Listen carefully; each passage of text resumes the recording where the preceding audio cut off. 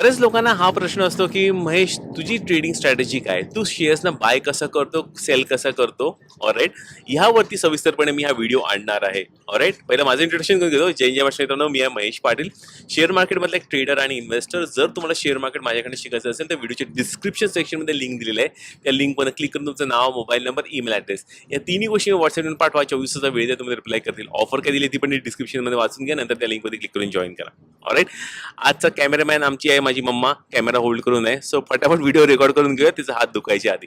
Okay, व्हिडिओच्या second हाफमध्ये काही अजूनही सिंगापूरच्या लोकेशनमध्ये सध्या आहे, सिंगापूरच्या इतर लोकेशनमध्ये पण काही महत्त्वाचे कमेंट्स जे आलेले आहेत त्याच्यावरती पण डिस्कस करणार आहे. त्याचंही उत्तर मी तुम्हाला देणार आहे सेकंड हाफमध्ये. ओके, पण हा पण ॲक्च्युली आजचा टॉपिक सिलेक्ट करण्याचा मेन उद्देश हाच होता की वन ऑफ द सबस्क्रायबर्स आहे त्यांनी मला प्रश्न विचारला की महेश तुझी एंट्री एक्झिटची स्ट्रॅटेजी काय आहे. ओके, 1+1 नावाचं युजरचं नाव आहे. काय राव, चांगली स्वतःची नावं वापरा काय दिलेली आहेत ती.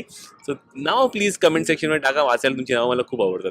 ओके, तुमचं नाव जरी वेगळं असेल तरी प्लीज खाली कमेंटच्या नंतर ते तुमचं नाव टाका. गाव पण कुठलं टाकलं तर खूप चांगली गोष्ट आहे. ओके, नाव आणि गाव टाका. सो मित्रांनो, मी एक सिम्पल स्ट्रॅटेजी ॲक्च्युली ह्या वर्षापासून वापरतोय.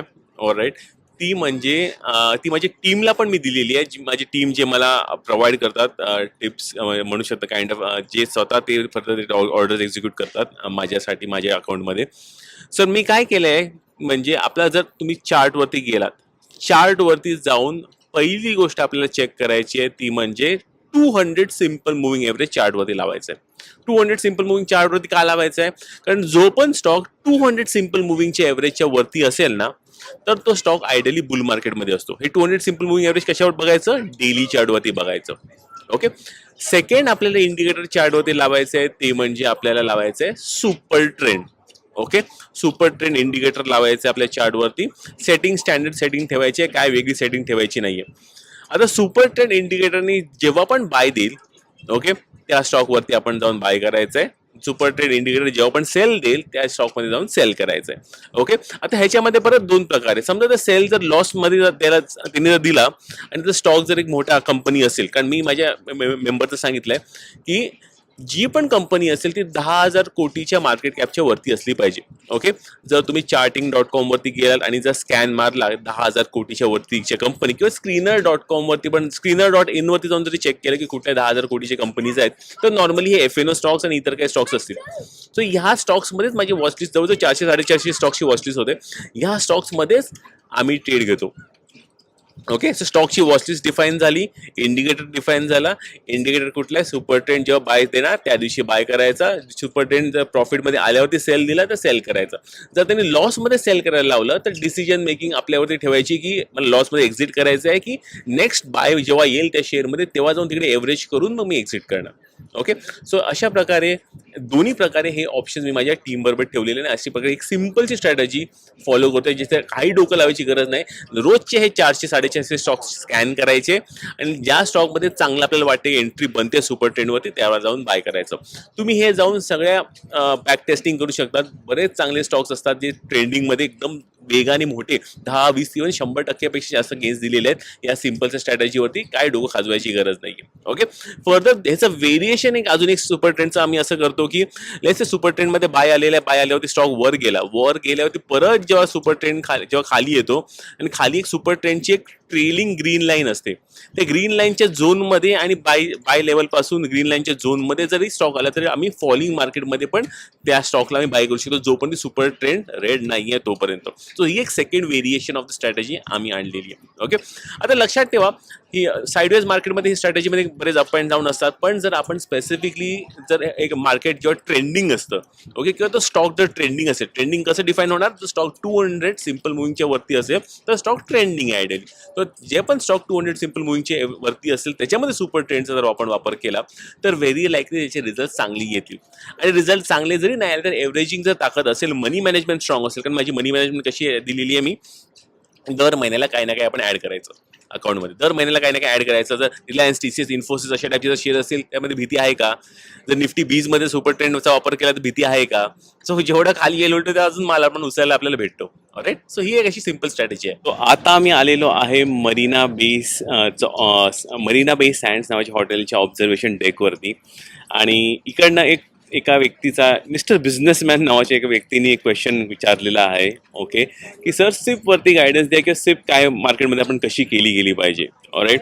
सो मित्रांनो, सिप करण्याचे वेगवेगळे प्रकार आहेत. त्यातले मेन दोन प्रकार आहेत. ते म्हणजे एक टाइम बेस्ड सिप, आणि दुसरी जी सिप आहे ती म्हणजे आपल्याला ऑपॉर्च्युनिटी बेस्ड सिप. दोन्ही मी तुम्हाला एक्सप्लेन करतो.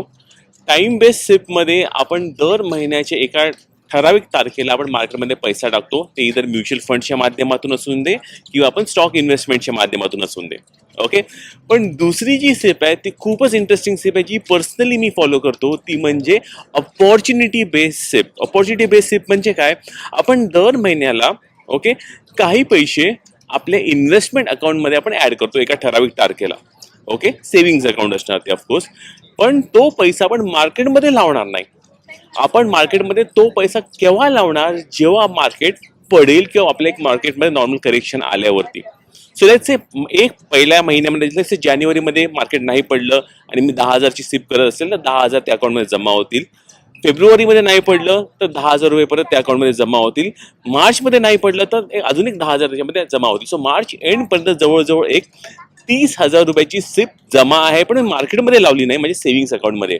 पण एप्रिलमध्ये लेट से मार्केट फायनली पडलं तर मी पूर्णच्या पूर्ण 30,000 रुपये मी त्या ठराविक एका मार्केटच्या फॉलिंग मार्केटच्या एका लेवलमध्ये लावणार. सपोर्ट लेवल असेल किंवा एक पर्सेंटेज लेवल असेल जे आपण आपले वापरू त्याप्रमाणे. कारण कसं आहे की समजा इव्हन ही सिम्पलची ही स्ट्रॅटेजी इव्हन निफ्टी 20 सारख्या ETF मध्ये जरी लावली तरी मित्रांनो आपल्याला ओव्हरऑल आपण मार्केटला बीट करण्याच्या हिशोबाने आपण काम करू शकतो. ओके, लक्षात ठेवा, most of the mutual funds most of the mutual funds मार्केटला बीट करत नाही. ह्याचं मागचं मेन कारण म्हणजे 100 पैकी 80 ते 90 दिवस मार्केट नवीन हाय किंवा वरच्या दिशेलाच असतो. फक्त मार्केट एक 8 ते 10 दिवस किंवा 8 ते 10% टाइम्सच मार्केट गॅप म्हणजे एकदम लोअर लेवलला असतं किंवा डिस्काउंटेड लेवलला असतं.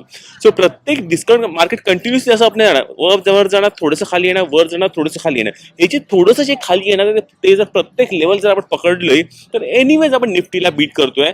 आणि जर हिस्टॉरिकल रिटर्न्स जर निफ्टीचे 12-15% जर असतील किंवा ओव्हरऑल 16% असतील तर इन दॅट केस आपल्या टक्केवारीमध्ये रिटर्न्स पण 16%च्या वरती येऊन जाईल. आणि प्रत्येक डिस्काउंटेड लेवलला एक छानपैकी पोर्टफोलिओ बनेल. आणि सेकंडली एकदा ही जर सवय जर झाली ना आपली ऑपॉर्च्युनिटी बेस्ड सेफची, तर बघा आपले रिटर्न्स आपल्या पोर्टफोलिओमध्ये कसे बनतात. ऑलराईट. पण ह्यासाठी महत्त्वाची गोष्ट म्हणजे दर महिन्याला काहीतरी सेफ साईडला एका इन्व्हेस्टमेंट अकाउंटमध्ये टाकणं गरजेचं आहे.